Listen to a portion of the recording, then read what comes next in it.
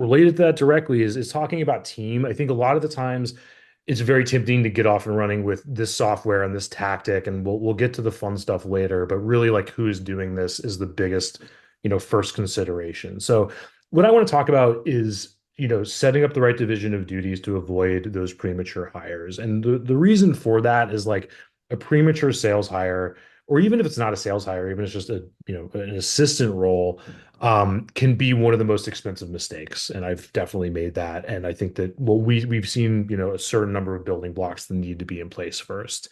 And at the same time, what got you here might not get you there. Like the stuff that works in a more reactive sort of like inbound referral based sales process tends to break once you want to get proactive and get to the next level. So to frame this out a little bit, if you guys have been on other trainings, you may have seen this from us before, but we tend to see that there's a few stages that agencies go through in terms of like their sophistication. There's the glorified freelancer, one person trying to make it all work, kind of accidental business owner. There's the cobbler's children, which can last a while, and I'll talk more about that, but it's where there's basically a track record of the agencies getting really good results. Sometimes over the course of decades, but still the business is very much based on the owner's network. It's reactive, and that's the thing we usually want to get beyond. From there, we have a stage that we call the transitional, and this is where there's some transaction, some traction. There's usually more specialization and more clarity, but it still could kind of go either way. Either the agency is going to build these systems that the owner can step away from and that are really repeatable and strong, or they slip back to old habits. And then at the top, there's the enterprise. And what this tends to look like is there's systems that are fully under the agency's control. There's inbound working, there's outbound working. There's a high degree of specialization and clarity, and then it makes it a lot easier to, do whatever you want, sell, step out, move on to more fun stuff. What I'm going to focus on for most of this is where we probably find about 70 or 80% of our clients, which is the cobbler's children phase, right?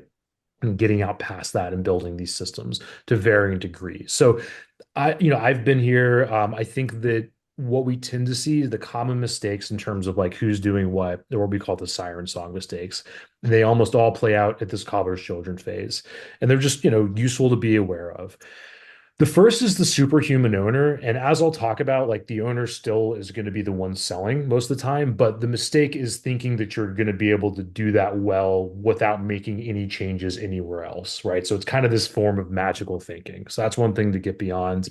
The second is the lonely islands. This comes up a little less, but it's worth talking about. This is where the agency has multiple partners, and it works if you have that referral based kind of reactive system and you're like, hey, when we get a CPG lead, it goes to our partner, Lisa, or if we get whatever other lead, it goes to Bob. And the problem with that is sales becomes relegated, right? It's kind of like this part-time hobby as opposed to having somebody that is having their shower thoughts about sales all day and is like thinking about it and moving it forward. So that's one thing to get beyond.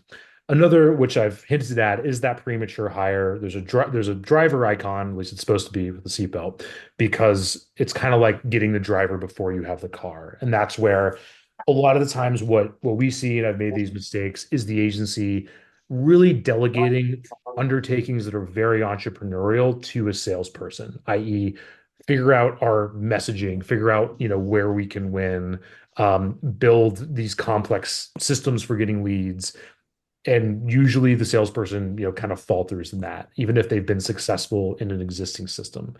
And then the last one is the conscript, which is like, hey, there's this person over here. They're really good with clients. They really know the market. They seem like they might want to sell, but they don't really know what they're getting into. And then they often kind of falter. So the solution to this, for better or worse, is typically owner-led sales for some amount of time. And this is not all the things the owner will do. But what this tends to look like is, talking to prospects, developing those ICPs, and then narrowing them down, which we'll talk about, crafting things like email copy and figuring out what you're saying to these people, and closing deals and advancing the process and so on. So at this cobbler's children phase, what we found anyway is that it's really not about making a bunch of hires or high level hires.